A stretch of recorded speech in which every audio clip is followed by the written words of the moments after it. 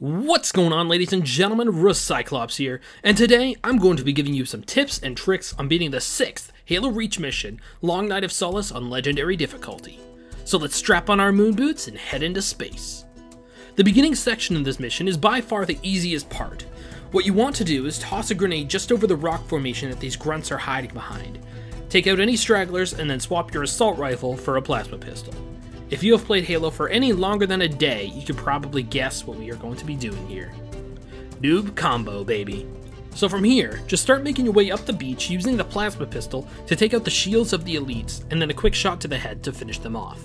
Another tip I wanted to give you is that bubble shields are extremely useful to regain health if you don't have a health pack nearby. Then, after a little bit of hard work and dedication, you should be able to make it to the double doors to get into the top secret Oni Saber launch facility. Or TSALSF for short. That's probably why the military doesn't hire me to come up with their acronyms. Once inside, it is pretty much a straight shot. Be aware of this elite that comes out and fails to check his corners. I'm just saying, for an alien species known for their prowess in battle, you'd think this one could figure out something soldiers in the 20th century mastered. But I digress. Anyways, continue the trek through the facility, then once you get here, grab the energy sword and make a beeline for the saber. Next is one of the coolest cutscenes in any of the Halo games, especially for a space nerd like me. If you haven't seen it, I would highly recommend watching it through. Now this is where things start to get difficult. Once you are in space, you should familiarize yourself with this never-before-seen vehicle of any Halo game. The top left of your HUD tells you which weapon you have selected. To change this, just hit whatever button you normally hit to change weapons. On controller, it's typically Y. The top right is your shields as well as the hull integrity, and the bottom right is where you can see the amount of thrust you have available. Using the RB button on controller, you can use an evasive maneuver such as a roll or flippy turnaround move to help you escape danger. Shortly after making it to space, and after the boring dialogue, you'll be attacked by Covenant ships. The first ones are just there to show you how to take them out. Basically, just use the machine gun on the Banshees and the Seraph's shields. Then, once you pop the shields on the Seraphs, hit them with your missiles. Then a slightly bigger invasion of ships occurs. Kill them the same way. If your shields drop below 25%, try to hide behind cover. It is very easy to die in this part of the mission, so be smart and play it safe. Once that invasion force is taken care of, another one will be coming. This one with Phantoms.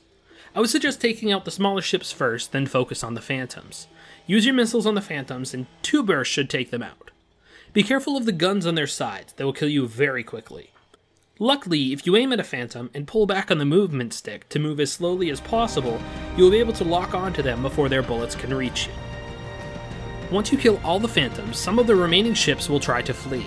You can choose to let them go or kill them, but then you will have to fly into this hangar and the next part of the mission starts. Once you regain control of your saber, make sure you are switched to your missiles, and then aim at the engines of the Corvette cruiser. If you don't get all the engines on the first pass, don't worry about it, we will come back to them later. Once you have flown by the engines, you should fly under the Corvette and use your machine gun to shoot the belly of it. This will destroy a good number of Banshees and will help you with the dogfight. From here, do your best to take out the remaining engines, and once you take them all out, you'll have to destroy the remaining enemies around. At this point, you will have to fly on top of the Corvette, and it will transition away from the flying section of this mission, and back to a boots on the ship style of gameplay. My biggest suggestion for this part of the mission when the gravity is low is don't jump. Jumping will leave you insanely vulnerable, and will end up leading to your death more often than not. Just kill the elites with the energy sword you picked up earlier, and you can move on to the next part of the mission. At the north side of this area, it is important to know that there is an armor lock and a bubble shield in case you need them.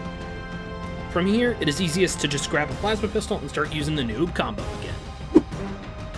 From this door, there will be 2 grunts and an elite, so just be aware of that. Once you get into this section, shoot the engineer in the head. Like the grunts, it's a one-shot kill. Now just stay back and use cover and a plasma pistol to take out the remaining enemies.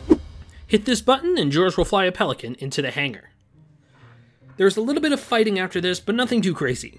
From here, just work your way through the ship, taking special care to kill all the enemies. Be smarter than me and grab a fresh plasma pistol before entering the bridge of the ship.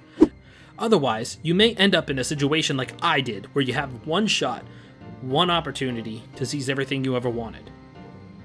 The noob combo will take care of the elites in this area, If you weren't like me and forgot to grab a fresh plasma pistol, do what I did and save that one shot for the elite general that is here. Once you take care of the elites, it is a short push back to the hangar, and then you have a last battle that isn't overly difficult. There is a little Easter egg where you can actually get into the turret of the Pelican by crouching, holding the use button, and just slinking your way along the side like I do here. This will also get you an achievement if you are an MCC. If you are lucky, there is a chance that the turret will glitch and disappear and you'll be able to see, but I didn't get so lucky, so I decided to do it by hand. Just know, if you are having trouble during this part, you are 100% invincible when you are in the Pelican turret, so you can always use that to beat the mission. Once the elites are all dead, George will call you to the back of the Pelican, and the mission will end with him yeeting you out of the hangar. Congratulations, you have just beat the second hardest mission on Legendary difficulty, at least in my opinion. Let me know how long it took you. But that being said, give yourself a pat on the back and soak up the victory, because in the next episode of this series, we meet the Brutes for the first time. Thank you all for watching this video. If you got some helpful tips from me, consider dropping a like. If you didn't, feel free to dislike, it won't hurt my feelings. If you would like to see more of this series, consider subscribing. It helps the channel a lot and costs you guys $0. Anyways, I will see you all next time.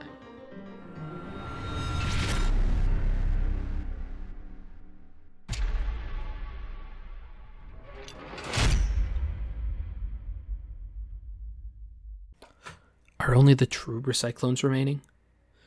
Excellent. So, I don't know if you noticed or not, but I tried to have a little more fun with my words and stuff this time around, so let me know what you think about that. Do you like my quirky personality being shown in these educational videos, or would you prefer I be a robot? So let me know in the comments below, and you are the real OGs.